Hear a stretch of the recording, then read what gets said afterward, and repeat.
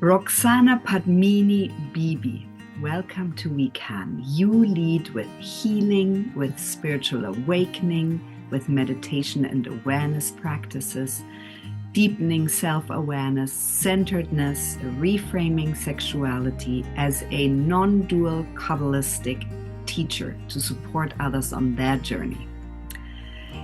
You support people to transform in how they meet themselves, because the way we relate inwardly shapes how we create our lives and all the other relationships we have. You do individual sessions. You offer a 4-year incredible program of non-dual Kabbalistic healing training that I know this is how we met, through the cousin of my husband. You do online classes and workshops, and you help people change thoughts and beliefs, release past experiences, transform something in particular, shift patterns of relating, attune to our own inner wisdom, and you give support for physical healing. Roxana, talk to us about this modality that you've chosen to support people's journeys. Tell us more about non-dual Kabbalistic healing.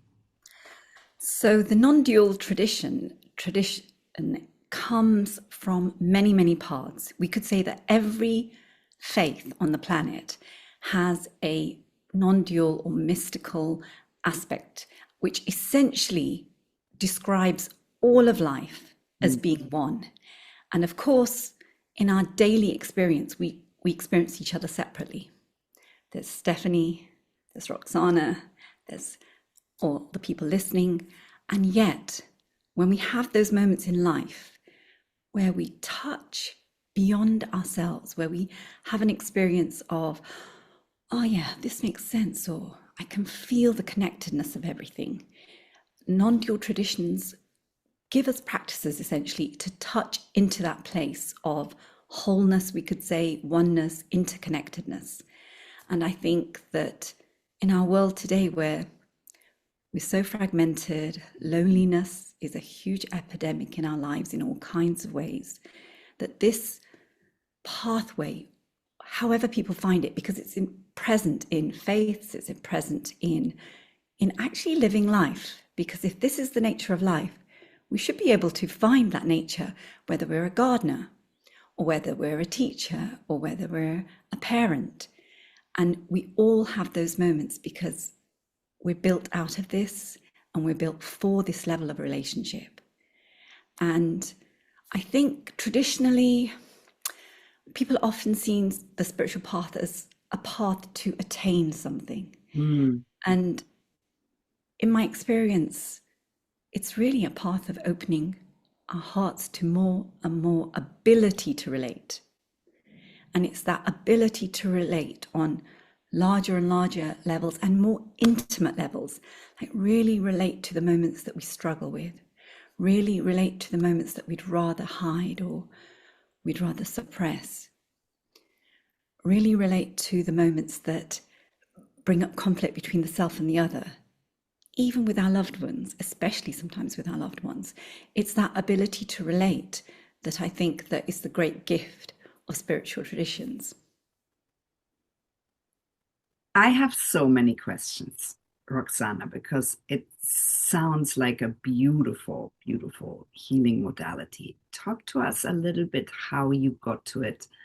How you figured out, this is my life's purpose. This is what I'm going to put all my eggs into this basket. What drew you to it initially? Talk to us about the last decades of you practicing, and then we'll talk about what people can expect.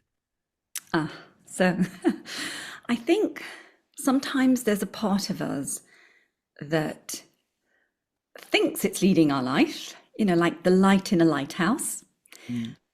But a lighthouse is this building that has its roots and foundations on a rock, in the earth. It speaks to the ocean. And it's that depth of me, I would say, that was leading me, even though the lighthouse in my head, the cognitive awareness, thought, hey, I've just graduated from the London School of Economics. I'm probably going to be working in finance or something of that nature. And during the kind of that period after you graduate where you think, oh my God, I've got to actually make something of my life now, I realized that I wasn't actually interested in the kind of pathways that seemed traditionally open to me with the degree that I had. And so I started, you could say, a question arose. And that's, I think, how most of us start to look outside the boxes, whatever boxes we've been brought up in. And the question was, what do I really want? And to be honest, Stephanie, this question puzzled me. What do I really want? It seems as if we should be able to access the self that has that deeper desire, but I couldn't. I just knew little like vague inklings, things that interested me. And so I initially began simultaneously both a teacher training in Rudolf Steiner education, and later I taught for a decade. And at the same time, I started a path of learning Shiatsu, which, as you're probably aware, is a sort of body-based, full clothed massage using the acupuncture meridians. And as I was doing that, I had this experience, just the most profound experience of, oh, wow, oh, I really get it. This body is divine. This body is made of the, source of this universe, this person that I'm touching, and simultaneously sort of like, well, oh, the echo of so am I. And so it was this awakening through touch in a moment where I was practicing, learning something that I was just stepping into. However, it was the kind of moment that starts to reframe everything else in your life. And from then, all kinds of paths of healing are what I followed. So I went on an energy healing journey for 4 years, learning with Barbara Brennan in the States. And then later, I heard about Jason Schulman. And it was at a point in my life where I thought, well, I'm really happy teaching. I'm really happy in my marriage. My life is pretty steady. I don't actually want to do a 4-year training. And now you're talking to me 18 years on, having been in that school lineage, having learned to teach, having taught, and now being a faculty member of passing the work on. So what drew me from this sort of moment of seeming stability, oh, everything's good, I'm not really looking for anything. I sat in a circle with him at a weekend workshop, and something in his heart, and he asked about healing. He posed the questions that he had in his heart about healing. And I thought to myself, oh no, I can feel the arrow. My mind doesn't want to do this, but something about this is really important to me, and I have to at least discover. So I think looking back, it was the depth in my heart that I wasn't actually aware of that was calling me forth on that journey. It wasn't a decision made by my head and my ego and my cognitive awareness in a clear-cut direction. And I think that because I've experienced that deeper wisdom, even though it seemed like a fragment of wisdom, but I listened to it, and everything that unfolded essentially was this path that you've just described of learning to heal, working with others. I'm convinced that all of us have those moments in our hearts where something tugs at us, and we can push it away, and we can have all kinds of logical reasons for not doing it. And sometimes we feel those kind of moments, especially in relationship, especially in entering relationship, I would say. But actually, we have them in all kinds of ways. It may be regarding our ambitions, family matters, all kinds of things. These places in our heart that say, go on, go there. And so it was really a quality of listening that led me in this direction. Roxana, I'm wondering, do you think that we simply forget as humans that we are sort of connected in ways that we almost can't fathom. And it's a journey of remembering, and your role is to help people remember and forge these incredible relationships with themselves where you find that remembrance. I couldn't have put it better. That's exactly it. And an example of that would be, for example, as women in particular, when we think about our bodies, for example, we think about our bodies in a very, very personal way. My body, and we view our body through the frame of all kinds of judgments. But this body is part of the body of nature. Like, this body is as ancient as the earth itself. This body has the evolutionary wisdom and all the iterations of what has worked to allow life to continue and flourish is part of this body. And that's a huge resource. We forget that we're life itself.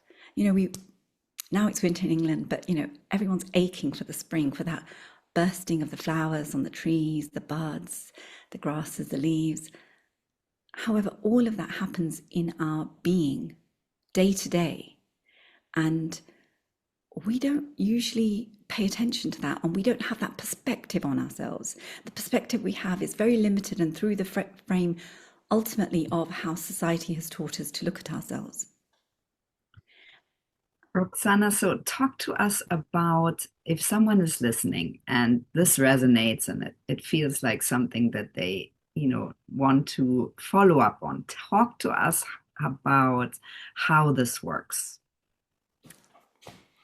So how this works, how do we expand our relationship with ourselves? Firstly, the very, very first place that I introduce in my work is that we think we have a static self. We have a kind of subject-object vision of ourselves. I am this kind of person. And we might have some details in there, but this has a particular outline. However, life is actually a web of fields interacting. We know that. We know that in physics. We know that on all kinds of levels these days. And depending upon the aspect of self that's in the driving seat, our mood and our day will alter. So is it the frustrated one who's got a list of 20 things to do? Is it the relaxed one who's arriving with a quality of curiosity? Is it the part of us that feels, oh, I've got a pressure to do something or achieve something. I've got to step forward in this situation. Whoever sits in the driving seat, whichever aspect of self, shapes our being, shapes our day, shapes our interactions and our relationships. I mean, if we think in particular of, let's say, one human being in our lives, how you meet them, especially if it's a long-standing relationship, is different day to day, actually. But there's certain habitual selves that engage in that relationship. And those habitual selves have a whole ecosystem of, I would say, emotional patterns, thought patterns, habits. And so the first step is really starting to get aware of this kind of, I would say, I call it a kind of a roulette. Think about when you see these images of people gambling in casinos and there's this roulette wheel spinning. There's a kind of roulette of the self, like which self is going to be active today, which self is going to be present in whatever moment. And we know that trauma is the cells, for example, that are lost in our history of a difficult experience. And the ecosystem around trauma is the conclusions we've built, how we've shaped our expectations around that hurt. Oh, people will always do this, or people will see me as this, or I never get what I want, or that there'll be an emotional ecosystem around that self. But that isn't necessarily the whole of the self. It's not the depths of the self. And so first we start to become aware of all of the main characters, you could say, that are sitting around the table that we call self, and seeing who wants to sit in the, presidential seat at any moment. And then as we do that, of course, the question comes up, well, if I'm not actually fully and permanently any one of those selves, who am I? And this question starts to open, because paradoxically, when we start noticing all the selves that are our kind of partial selves, we start to feel this deeper depth. And we may not be able to name it or define it, but it's directly experienced. And that's the entryway into, for example, the voices of our hearts, our bodies, our souls, our levels of connectedness. Yeah. Yeah, that's fascinating. So you take people on a journey of self-discovery, right? Meeting themselves, where they're at, and all their different selves. So that can be a beautiful journey, and I've done it. It's a beautiful journey. It can also be scary at times. So you're someone who needs to hold a really safe space for people. Talk to us about those things that make that safe space. I think one of the core safeties that we can give to another is to be able to hold a space of non-judgment. Mm. And the entire non-dual healing path, the foundations of it are kindness and open-heartedness. And we could say open-heartedness is another word for profound inclusivity and non-judgment. So, and also this path being a non-dual path that allows all the differences that we are, without the idea that we have to separate from parts of ourselves in order to be something else. So everything's included. So we could say there's a supremely non-violent stance on the self, including on our egoic self, including on our, the parts that make mistakes, the parts that may actually feel shame, the parts that we may genuinely want to transform for very valid reasons. We start with this open-hearted embrace. We're not starting from a point of view of, hey, that's something that actually is bothering me and I want to cut it out. So it's this inclusivity, this acceptance, kindness as the foundation, and non-judgmental openness that creates this resonance of everything's allowed. Let's bring it here, because the more we can see, the more we can know and understand, and therefore the more intelligence we can use to navigate whatever difficulty we're having. Roxana, I've interviewed more than 500 people, and this consciousness that we are so much more united than we are divided is something that I experience every day. But in our life, our outside lives, this is not at all reflected right now. What would you say is your typical client? What are the issues that people come to you with? For me, I think that the people who come, they do come from all kinds of walks of life. And, I have 18-year-olds and, people in their 70s. So there's a whole variety of people. But I think one of the things that all of them have had experience of is that when they make shifts in their consciousness, in the way that they're meeting something or holding something, then they can actually transform and change places in their lives. So it's that they've already experienced that, they already know that, they've already been on a journey of, as you described, personal awareness, learning about themselves, therapy perhaps, meditation. However, we are infinite, we are infinite beings, and the journey of knowing ourselves, especially as we're a changing, evolving being, it's not going to end. The fat lady sings, but we didn't stop that journey as it goes. Yeah. Roxana, what would you say matters to you most, and how do you want to matter? For me, there's this quality of touching hearts. Mm. And whether it's with my children, whether it's with the people I meet on a daily basis, touching hearts and seeing people, really taking them in, really being able to to receive them.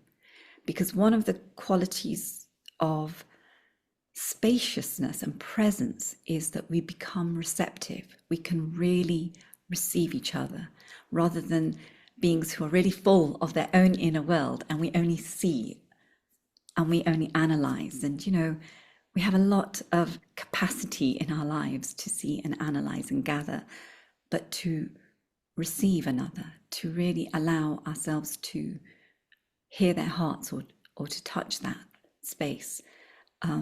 That's what matters to me. Yeah.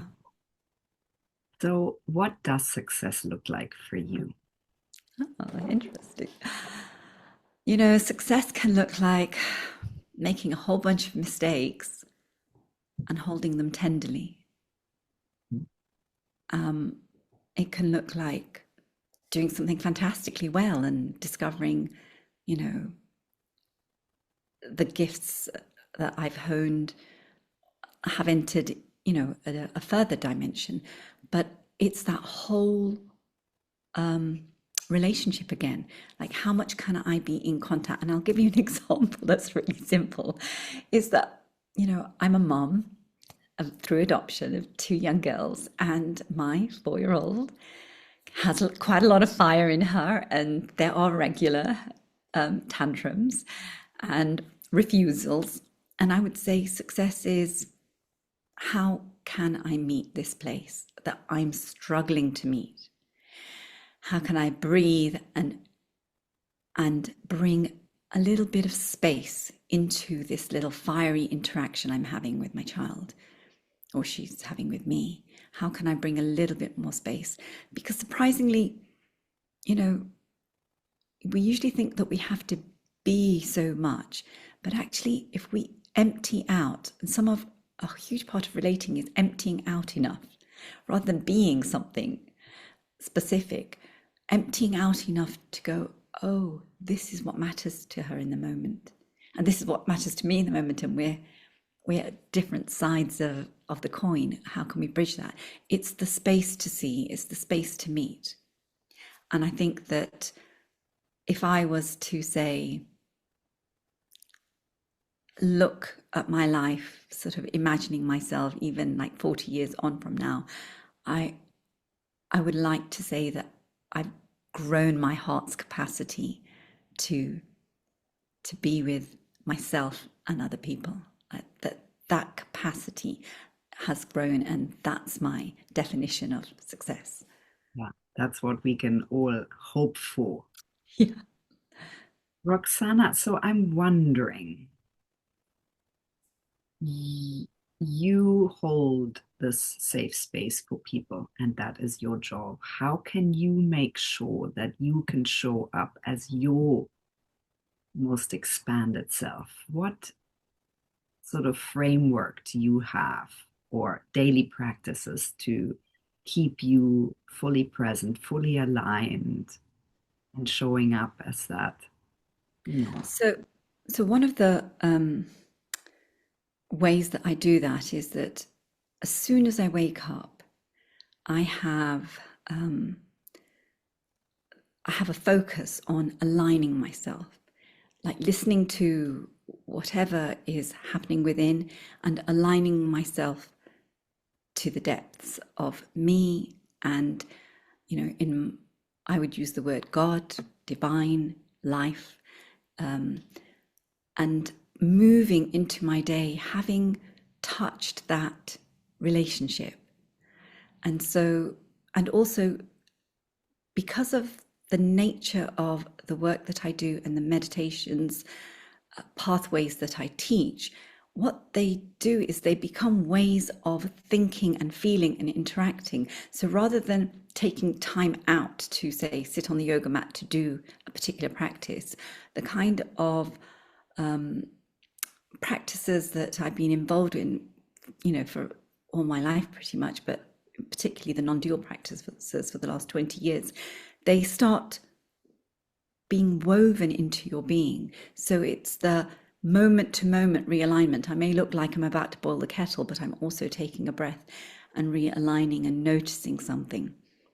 I'm noticing something mid conversation, and I'm allowing myself to take that in and realign. So I would say that it's the time specifically set for practice allows you to then enjoy a life where you can be more conscious moment to moment.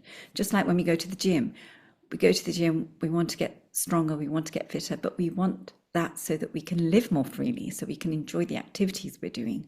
So in a similar way, there's practice time in my life specifically that's so low practice, and there's practice that's woven into everyday living, and that's what I find really special. Roxana, and you mentioned this at the beginning, we live in times of real loneliness epidemic. We as humans have to build the bridges to ourselves again, but also the bridges to each other. What are your top tips for people to become a little bit more aware and conscious and intentional about that? I think the first place is that when we start to listen to ourselves beyond the kind of expectations, I think we all have a lot of expectations and desires of how we want to be. And in a way, we have to kind of lift that frame off to go, how are you? Because, whenever you meet someone, our greeting, the greeting is pretty much in all societies is hello and how are you? And this how are you question sort of place within ourselves. And quite often, if you ask yourself, how are you? There'll be the self that quickly goes, oh, yeah, I'm okay, because it's saying that it's put itself together. But how about underneath that effort to put ourselves together, underneath that effort to appear a particular way or manage in a particular way? If we kind of take off the kind of clothing of managing ourselves and go, like, how am I, if I'm not focused on being okay? And the fact that if we give ourselves permission to see the parts that are not okay, that allows us to see, there's a tired part, or there's a hungry part, or there's a curious part, or there's a lonely part. And taking this question of how are we into our interactions, not because although we say it habitually, hello, how are you?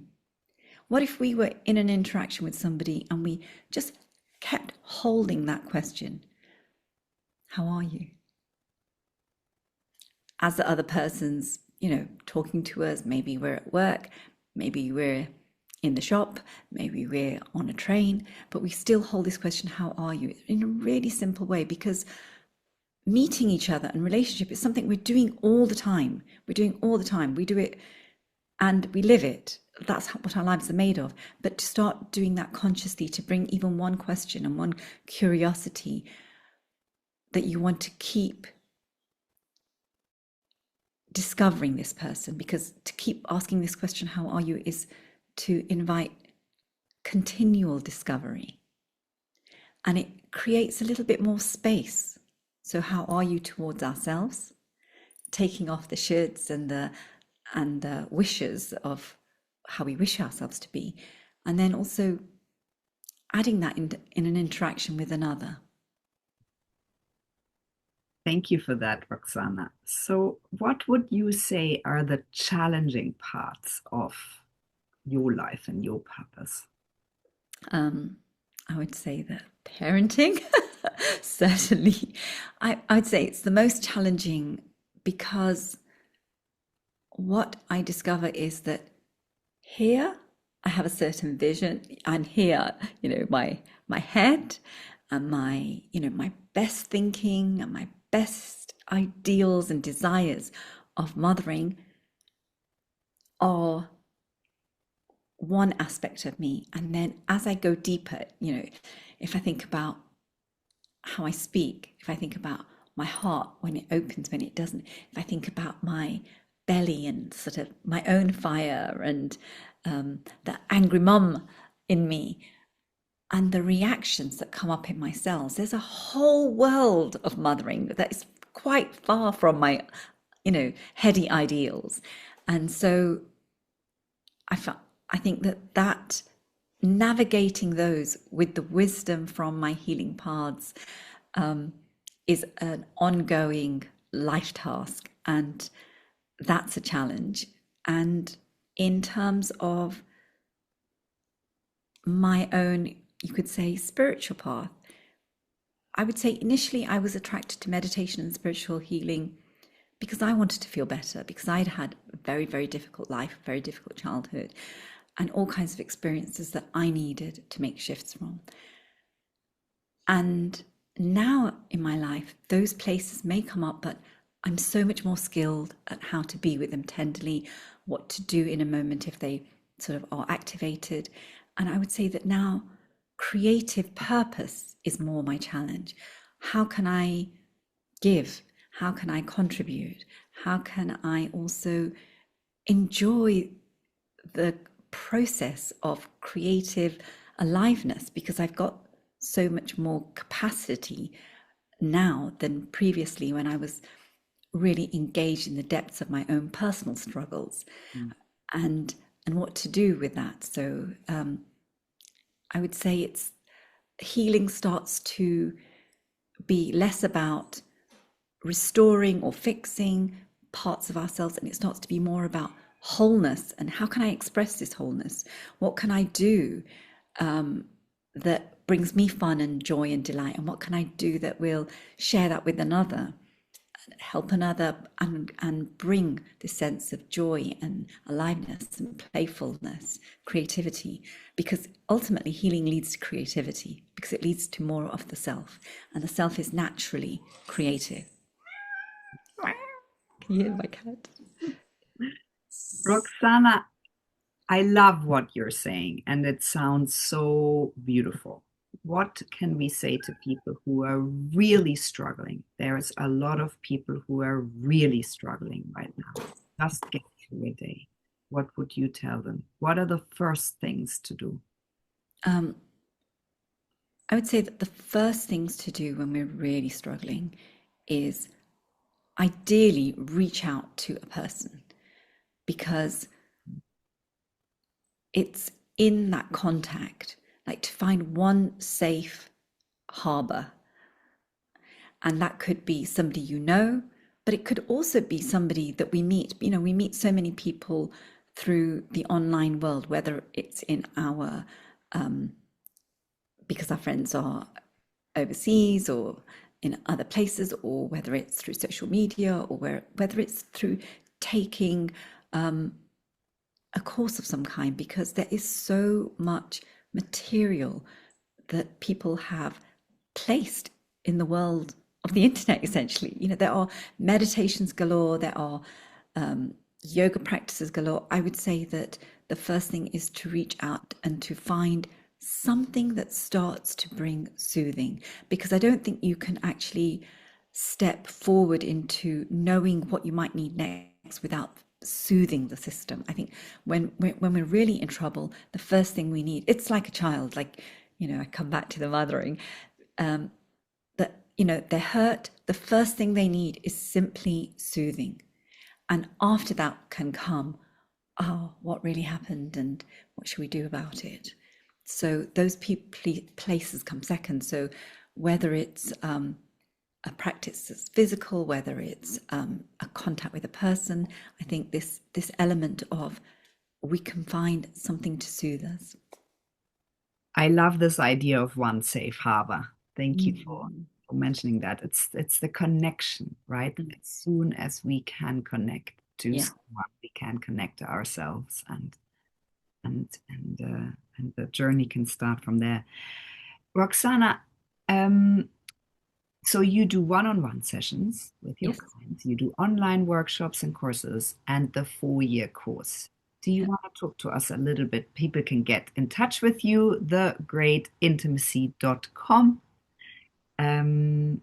for one-on-ones and sign up to a newsletter, I'm sure, to get newsletters about upcoming workshops, etc. What about this 4-year course? That's a serious commitment. What can people expect? So the 4-year course, the serious commitment is ultimately to yourself because life is happening in those 4 years. The 4-year course rolls as a series of 4 weekends. So 4 weekends over the year. And what people learn is they enter a community of people willing to ask the questions that start to unravel our, let's say, adaptive selves into our truer nature.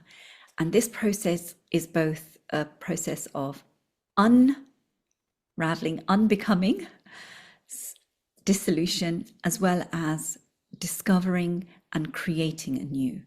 And the work has its origins in Kabbalistic wisdom that Jason Schulman put together with his Zen background, his experience in yoga and Advaita non-dual traditions. And so it has this resonance of the wisdom traditions from around the world. Something that fascinated me was that in different moments during the 4-year training, we learn pieces that came from a 13th century mystic. You know, we're gathering strands of wisdom that human beings have passed on to each other, and the work, it comes in this particular vessel. However, the wisdom in it is universal, and it's universal and practical. And the pathway is for people to start to directly experience what, you know, all the wisdom teachings have given us, but we might find them in a book. And like I was talking about earlier, they live in our head. But this 4-year training, one of the reasons why it's a long training is we're placing that wisdom into the body and into our lived experience and into ourselves so that we can live, relate, create from that, from this wisdom, because there's many paths to non-dual wisdom teachings around. However, the making of it into an everyday cellular resource is what we're about. You know, the bringing that wisdom into the body, letting it penetrate our difficult emotional places, let it penetrate the thought patterns that we thought were so rigid, let it penetrate the impulses that we've had for, you know, maybe 40 years and transform us from the inside out. Because trauma is stuck in the body. Yeah. Trauma is stuck in the body, and our habits, even our thoughts, you know, they all have pathways that are present in the body, our patterns. Yeah. Yeah. Roxana, so talk to us about your plans and goals about 2026. What's happening for you? So 2026 for me is a year of integration. So yes, I have the 4-year training, but I've also got a course that is a stepping stone. It's a 21-day meditation journey that begins 5 minutes a day, teaching you about healing and meditation. And via that, it's a kind of, you could say, the open door so that people can enter the work. By that, I'm opening to weaving together 2 strands of my work that seem quite apart in some regards. There's the spiritual awakening work, and then there's the work around sexuality and presence, tantric practices. And this is my year for allowing, you could say, the wisdom of the spiritual traditions and then the wisdom that I gained through the years of Tantra practice and study to come together, because when those two come together, our deepest, sort of most private lives can also be impacted. The fulfillment that we want in intimacy, the ways that we want to be able to relate to ourselves and to another can start to flower as well. So you could say that, you know, I'm going from the outer portions of work that I do into, say, the most intimate inner chambers of the heart and the body. Like that's my goal and desire, to do that for myself personally and in my work. Roxana, that's the one area we haven't spoken about. You have been teaching tantric teachings and a lot around sexuality for women. Should we quickly talk about that before we wrap up? Absolutely. Absolutely. Um, you know, I grew up in a pretty strict Muslim household, and it wasn't until I was about 18 that I realized, you know, I know nothing really about the body. I know nothing about relating. And the only thing about boys my mother has ever taught me is, hey, you know, boys, don't go near them and don't sit next to them. So, so university, as you can imagine, was quite a space of exploration. And later, when I met my husband to be, we entered as a couple in love an education around Tantra. And this is how I ended up becoming a Tantra teacher. And what I discovered was that just as in the way that we have trauma that we've personally experienced in the body, in our, you could say, in our sexual psyche or being, that aspect of ourselves holds both personal trauma, but also a lot of cultural misconceptions, a lot of attitudes that have been present to suppress and control and contain women. And so, how can those not be present in our most intimate relationships and the most intimate encounters we have of sexuality in those relationships? So the Tantra again became a healing path of unwinding and revealing those places. And what I started to discover is, you know, you could almost feel all the strands of the last 3 to 5,000 years of patriarchal containment of woman in your sexuality in all kinds of ways, and you can actually free yourself from those strands to discover, because just as I said that the body is nature, the body is cosmos, the body is the earth, the body is evolutionary wisdom. You know, we don't see our body in that way, but sexuality is that too. Like we look at the tree, we look at the buds coming in the spring, we look at the baby animals and we go, wow, and we're amazed. You know, our sexual life force is that river.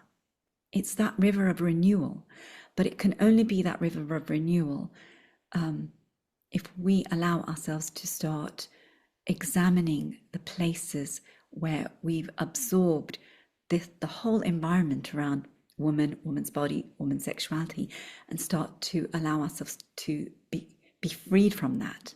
So that's what the tantric work is really about, to free ourselves of that, so we can discover really this body divine, because there is a body divine, and this, our sexual expression is pretty infinitely varied if we can access this sort of original nature of the body. And the field in which that flowers is really love, self-love, and with a loving partner, and presence and awareness. Yeah. Yeah. Roxana, so what takeaways would you like our listeners to have from your story? I feel that the core one is that there is a place in us that directs us towards wholeness. Everybody has that call, because everybody can experience, and everybody has those moments. And if those moments are placed consciously in front of you, you can touch into them again and again and again through practice. And that's what essentially spirituality is about. It's touching into those moments and allowing them to weave into your life, so that, you know, the everyday nitty gritty difficult human life, because human life is always going to be full of light, but also shadow, that we can navigate this from a place of wholeness, you know, and the listening to this depth in us that is speaking, that can access this, starting to hear that voice and starting to allow special moments that you've experienced that have touched into wholeness, not to just be, oh, that was a peak experience, to allow yourself to consider that could be a portion of life, everyday life. Like, that's a dimension of our being. It's our birthright to live that. And there are ways to do that. That's what I'd like them to take away. Thank you so much, Roxana, for talking to us about all of your incredible insights and telling us your story. If anyone is interested, go and look Roxana up at thegreatintimacy.com and think about who is your one safe harbor and what light and darkness wants to come through you today.